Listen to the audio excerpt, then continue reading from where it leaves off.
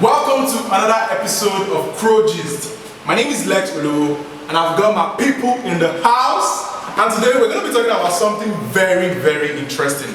We're going to be talking about religion. So, how does religion affect the people's psyche? How do people relate with so many stuff as it has to do with religion? And I just want you to stay to the end because these G's go hot, man. It's gonna be hot. So let's come. Welcome, guys. Welcome. I'm super excited to have you guys in the house.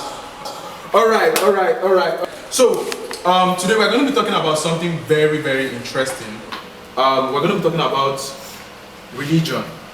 You see, so many things have been happening on social media, physically, so we just want to talk about, first of all, let me get your opinions. What is religion to you? I'm just going to go randomly. Mofe, let me get you. What is religion to you, and how do you see religion as a person? Okay, for me, general term, religion will be, that thing that you worship. So as human, I think that we always want something to, in this part of the world, we like to demystify things. Once we can explain something, we like to attach a mystery to it. But for me personally, religion is, so I've grown up as a Christian now, for instance. And for me, so religion was just going to church with my parents, do the things you do in children's church. There was no personal relationship with who we were serving. It was just the normal family routine. It was growing up, I realized that it was not just about, going to church with my parents, standing out in children's church, cramming the Bible. It was about having a personal relationship, a personal conviction for what you are doing, and then actively being involved. So irrespective of whatever it is that you are going after, religion is having a personal relationship. That's why I understand this religion, this way of life. It's a way of life mostly, because as much as we deny it, religion affects the way we behave and everything that we do. So almost everything. So it's saying that this is the way of life that I've accepted. Yes, and I understand it, and then I'm going to consciously work in this. So that's in turn affects most of the decisions we make and all that. Religion is a way of life. One of it affects the way we talk, the way we dress, how we interact with people, how we see others. Sometimes we think it even affects education. So it's a part that touches everything about and us. It's a very important part that we should obviously talk about. Martin, share more light on what you have said. Okay, to me, I see religion as religion as a means, or let me see, a way by which we actually worship God. Okay. Well, because if you notice, everybody has different ways of worshiping God.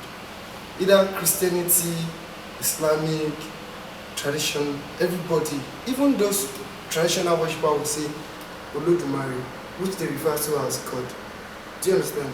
Now, everybody worship God in different way, and that's where I see religion coming in. Now, so we believe that, like if you see the Catholic, they believe in Mary, Mother of Jesus. They go through God, through Mary, not even the Son. Do you understand? The Muslim believes in Muhammad, the Prophet Muhammad. Like, okay, the way Prophet Muhammad has actually worshipped God, that's the best way to worship God. That's when I see religion coming. That's when we say Christianity. Are you saying you're Muslim? I'm not a Muslim.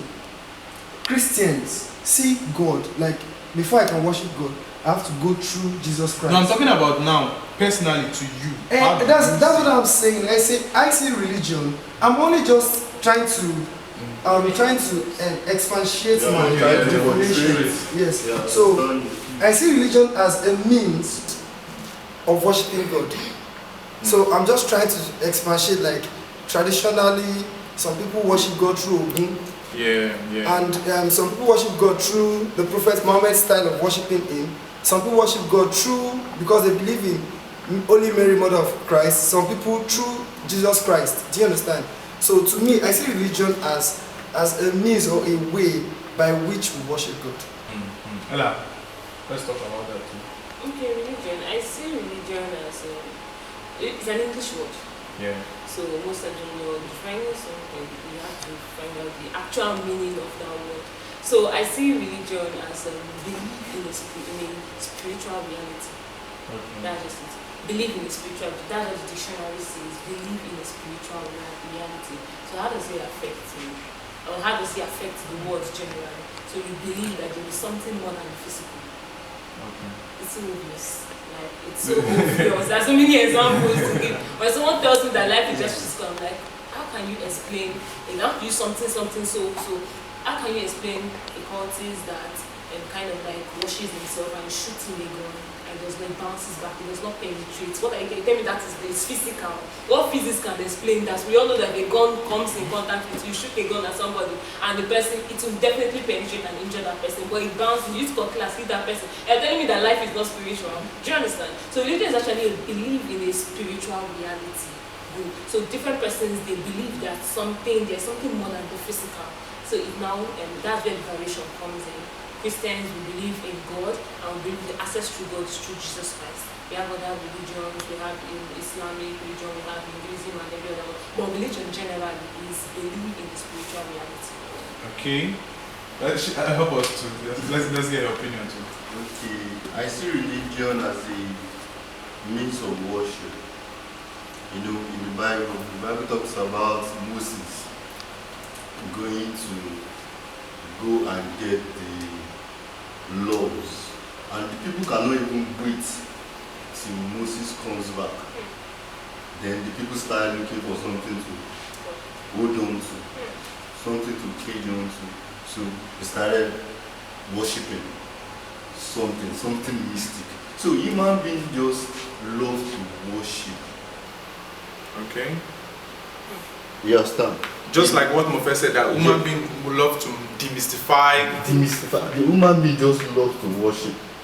So if it is before now,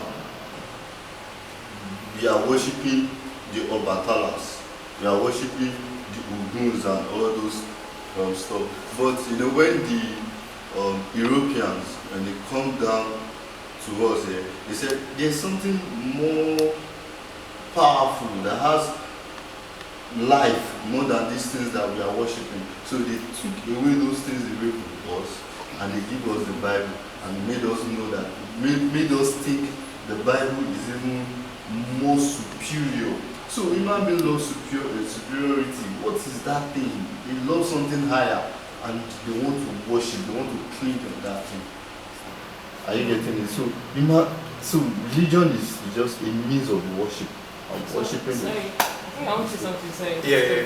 So as regards that, I think what I feel is, so there's a place in the Bible that says that God has put it in the heart of every man that there is something called eternity. There is something greater than you. Okay. It's in the heart of everybody. So that's where your point also. Are you sure it's in the heart of everybody? It's actually the same. Mostly they just deny and just maybe situation and circumstances and blah blah blah happen, and they just want to like they are the greatest. So even the atheists, there's in their heart.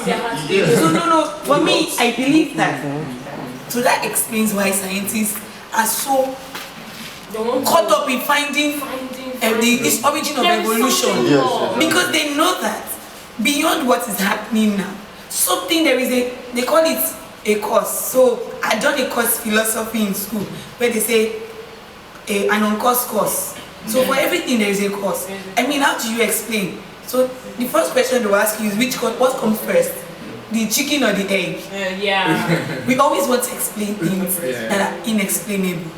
Exactly. And for some people, when they can't explain it, they go with normal logic that says we came out from monkeys. For some, when they can't explain it, they say it must be an uncaused cause. Something is causing it and nothing is causing. For some, they say, okay, we don't understand how there's water in the coconuts. Let's worship the coconuts. Wow. Once we can't explain something, most times, That thing becomes. it just becomes something that we worship. God. So even when the Europeans had come, there were stories of people selling their family members for mirrors. Yeah. That's because they couldn't explain it. Yes, yes. And sometimes when they can't explain something, they just make it Oh, God. but Okay, so this is my point now, where I'm driving to. The extremists, as I would like to call them, have made religion become something entirely. So when I was in school, there was this theory that we were taught that about Karl Marx, propounding that religion is the opium of the people, something that drives people insane, something that makes people do irrational things. So now I want to see it from that extreme angle. Right now, so many things are happening in the world. Now, Ella, how do you see this whole thing that is happening? Because people are taking their religion to the extreme. well, people are really taking religion to the extreme. Recently, we saw something on the news, and we heard that a pastor asked his members to pay 500,000 or 300,000 or 300 and something thousand naira to take them to somewhere in Ekiti, so that they can fly to him, so that he will fly. Is that so that he will fly them to, like, all the people would think that way, really, like, so that he will fly them to heaven. So when I was reading through, and they're like, the man was like, rapture will soon take place, and they should all come to Ekiti, that anybody that is in that area, those are the person that will be raptured. The thing is just, so many persons, they're like, they've actually allowed these people brainwash them. Like somebody said, it's all about, Mufe said, it's all about your personal conviction, your personal relationship, you and God. Because when we talk about spiritual reality, it's God. So you and God, what's your relationship between you two? If you know Him well, there are some things that you hear from some so-called pastors or religious leaders that you would follow, like how you follow him to somewhere in Ekiti. Okay, so it's only in the whole world, it's only somewhere in Ekiti that rapture will take place from. So won't there be chaos in the world and all this stuff? So this religion extremism is something else. It's something else. You see pastors flogging church members, you see people begging on the streets because of some kind of religious attachment. You see, it's something else. Let me just allow somebody else speak because I can't even explain. Martins. Now, speaking about that, The extreme part of it. yeah, the extreme part. What I noticed, one, is illiteracy as one. Now you see a learned person, you know, you're worshiping God, but you have a leader who is the pastor. But some people have lost focus on God. Now their focus is now on the pastor. They don't have this personal relationship with God. I'm in a church. I have a pastor who is my my head. You understand? Spiritual head. Spiritual head does not mean I don't have my own personal relationship with my own God. Now some people have disconnected with God. They believe that the connection Between them and God. is the pastor. So instead of them worshiping God, they are worshiping the pastor, not God. So that is why it is very easy for the pastor to tell them A and they will believe A. They don't need to go to the Bible. They don't even need anybody to convince them. Anything the pastor says, they believe it. So that is why it is very easy, and that's why I said one, illiteracy is there. Illiteracy. The main thing, the major thing is illiteracy, because they are not learned to that extent, and it's whatever the pastor. Probably the pastor might be a learned person, and he might not. I'm not saying anything about any pastor because I don't want to actually commit a sin. Do you understand? But there are some pastors. You know, we said God. Is that what you just said now? Yes. Is it not also a religious? Because you don't want to. So because your religion now makes you believe that if you speak your mind, you have committed a sin, right? No. I don't know his own belief, right? I'm not actually saying it's because of any religion. Yeah. But I'm a Christian. Okay. So, Mofe, let's hear from you. The extreme part of religion. For me, I think two things. First one, like Ella said, is personal conviction. So, like I said before, this is a way of life. I want to follow. So it's like saying I decide that I want to study. I study public admin in school. So I decide I want to study public admin. Then I do the work to know what public admin is about. I am a Christian. I have read, or I am a Muslim. I have read. And to an extent, I know what is obtainable by virtue of the Quran, or what is obtainable by virtue of the Bible, what is obtainable by virtue of the laws of Moses, or whatever it is that is obtainable. So now when you've read, there's a level of knowledge that comes that gives freedom. There's a level of knowledge you have that you know that at this point, you can't know it all, but you have freedom. And so when you have that level of knowledge, you can't be bamboozled. So you know how I will take a line from the Bible that says they are easily swayed by every doctrine. Yeah. They tell you A is A, you go. They're not familiar with The it. miracle is happening in B, we go. We're killing cows today, we go. Tomorrow is dog we're killing. Because they don't have that level of knowledge. They might not even be illiterate per se. They might be learned people who have formal educational training. Yeah, But I they don't wanna say have that level of knowledge that gives them freedom. Another thing is, I think people don't think. Now, if we take from the Christianity knowledge, for instance, God created man, and he said, you can eat all the fruits except one. So he could have as well not planted the fruits, but he did. He could have as well made them zombies, but he didn't. He gave them choice. If you are in any religion, and what is demanding from you does not give you a choice, you can't make a choice. It is wrong. Somebody cannot put you on the spot and say, we are jumping. Even Christianity that, they say you go to hellfire, it's your choice. Islam believes that you go to, I can't remember, they call it one name. So suffering, it's a choice. You can choose to not do the Ramadan fast. Of course, you are supposed to do it as a devout Muslim. But if I don't do it, nobody's supposed to shoot me for it. This is the moment where you can't make a choice. Where your freedom of making a choice is choked and subjected. At that point, you need to use your brain. So I don't understand why somebody would tell me I should go and put grenades in my body and blow up somewhere. But the person that is sending me is not putting grenades. See, I will follow you if you're also putting grenades in your body. So he said the pastor said drink. If the pastor drinks first, fine. I'm drinking too. So because I know that there are certain things that probably the Bible or the Quran does not cover. Yeah. And there are gray areas that people try to pray on and now start explaining. So you see those gray areas, do it, and I will follow you. But people don't think. See, it's like people get to a particular place and decide that nothing you tell me is going to make sense. And that's one of the problems atheists have with people who hold religion. Because some of the things we do, they can't imagine. That somebody says, I heard it for the first time, say, we want to fly. Did he eventually fly? So now when he did not fly, they will follow him back. And then do the same thing over and over again. That's the definition of. So see, so many people now, the whole religion thing has gotten them so pissed off. Just because some people have taken an extreme path and have caused social menace, total damage to other people's life.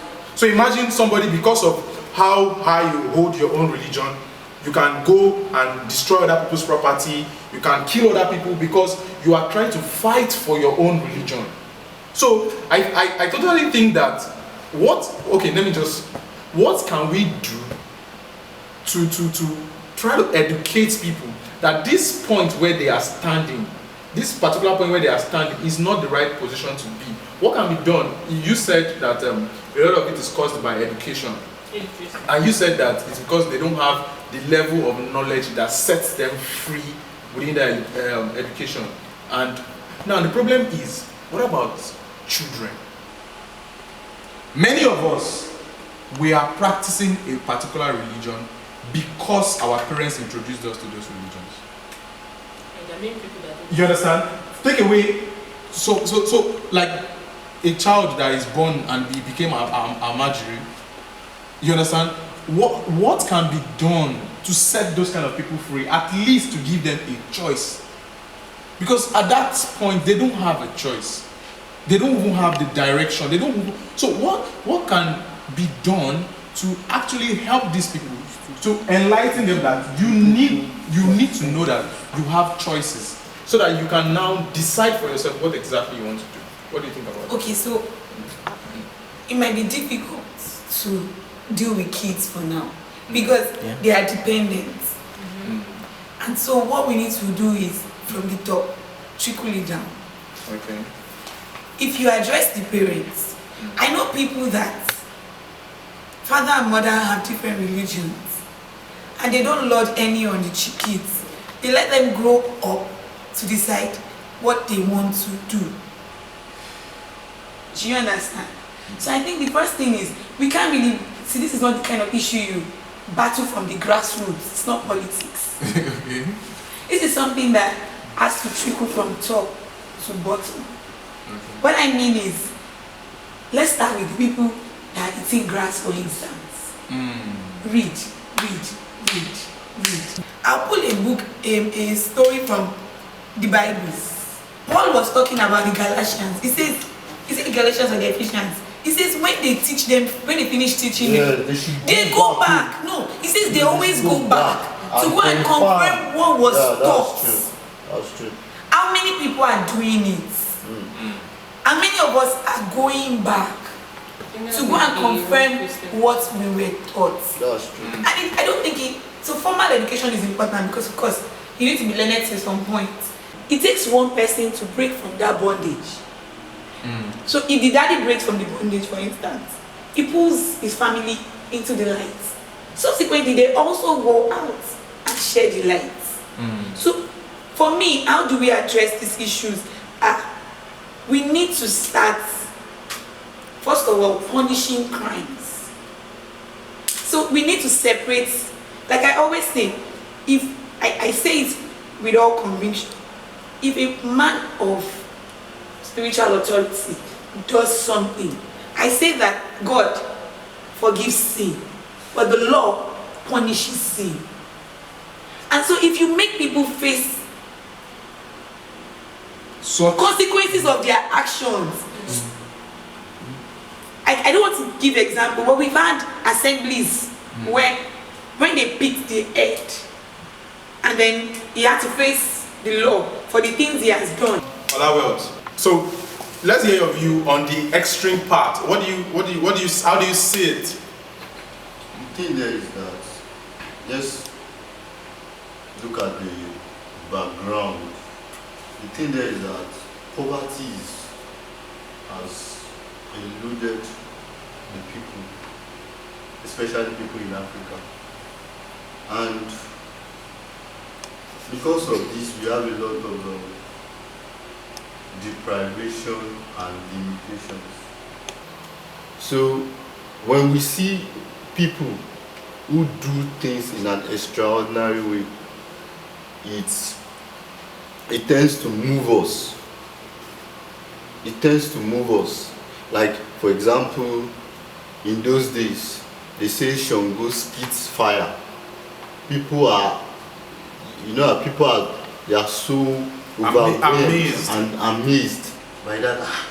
Shango spitting fire. You understand? So people tend to worship. And that's the same thing that happens down to even our generation now. When you see that a pastor prays and miracle tends to happen, people definitely worship. People will definitely want to succumb to whatever that person says. So, and they will go to the extreme. Why is this kind of thing happening? It's because people don't believe that they can go above their human ability. Because these people who are doing these miracles now, and they've gone above their human ability. They've entered the spiritual world. Are you getting me? So people don't believe that they can reach That height. that climax. Are you getting it? So when they see people who have reached that, people definitely They don't even ask questions don't ask anymore. questions, they Nothing just about the want to. source. So when you tell them that eat grass, they believe that the source where that thing is coming from is The the grass. grass. When you tell them that bow down, they believe that that's the point. That's where the source is really coming from. Do you get I get the thing? So because of this now, because of this limitation and this deprivation, it makes people go the extreme to do whatever their hearts to do. So now, what can we say as a solution to people being able to accept the reality of other people's religion? How can we have a level ground where my religion is practiced by my belief, but I'm not in any way affecting you? I'm not in any way using what I believe to disturb your own practices and your own way of life. Mofe, what do you see? How can anything be done in that light where your belief does not affect another person's activities? I think that the most important thing is, respect. One of the things that we don't have in modern day society is we don't have respect for one another. If you respect an individual for who he is, it's okay. You make room for individual differences. So I respect you as an human being. Your religion, your educational background, wealth does not affect me. And so if we learn respect, we will be able to respect each other and live within the boundaries. So as a Christian, I will put 7 megaphones in front of my church, facing every corner. As somebody who is going to worship maybe an idol, maybe an Oro festival for instance, I won't do it in such a way that it inconveniences people of other religion. But at the same time, while I'm making room for people, we're making room for ourselves. So you're not loading yourself on me, I'm not loading myself on you. We respect each other. So I think that if we can act respect. If you can act respect, that extremism should not affect other so people. If I respect you as a Muslim, you respect me as a Christian. I respect him as an atheist. I respect him as a pantheist, for instance. We can all have soft life. So I don't expect him, I understand that he has a different religion. So I don't expect him to do what you do, right? And so when he doesn't do it, I don't want to shoot him. Yeah. Or bury him. Stone him alive, cut his arm. You get all those things. Okay. Or label him a bad person and then stigmatize. Yeah. Ella, say something about this. Okay, they really don't have much to say about that.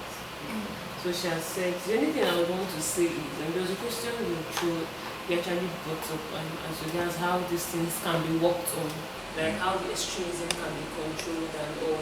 And then the first thing that came to my mind is when programs like this gist we're having now, when more of this is actually done, when people see this, more of this, you listen to conversations like this, it helps shaping your mind. You get, like we mentioned, one of the factors that we mentioned that actually causes this extremism, ignorance, illiteracy, lack of personal conviction, and as many persons that are watching this now, they've noted that these are the factors. So the more you listen to these things, knowledge is power. The more you listen to these things, the Bible says, for lack of knowledge, my people perish. I'm paraphrasing. The more you listen to such programs and conversation and hear such messages as such, your mind is open. You get to know things better. You get to understand, okay, this religion I believe in, I need to have a personal relationship with God. I need to understand what I'm doing properly. I need to understand this way that I'm following properly. It doesn't really work for me. I need to learn more. The pastor says something, you just go with it like that and everything, or you go back to understand and know for yourself. That's what I have to say. Alright guys, I think we have dissected the whole topic and we have talked about it to the extreme. And I've learned a lot here today. And one of the major things I learned is you need knowledge. You need knowledge, and you need to not just stop from where you are told. Do more of your research and also logically interpret the things that you are told to do. Does this thing sit right?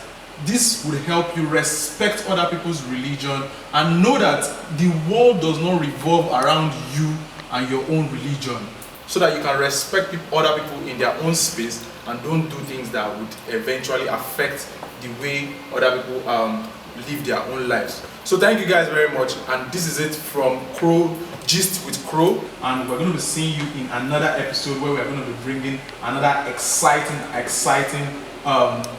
topic. So my name is Lex Olowo once again. I had Martins with me, Mofe, Olawelt, and the beautiful Ella. So it's all for today. Subscribe and click on the notification bell. Crow TV is the place to be. Exciting content we're going to be releasing, talks like this, skits, and so many other things that will dedicate you and entertain you.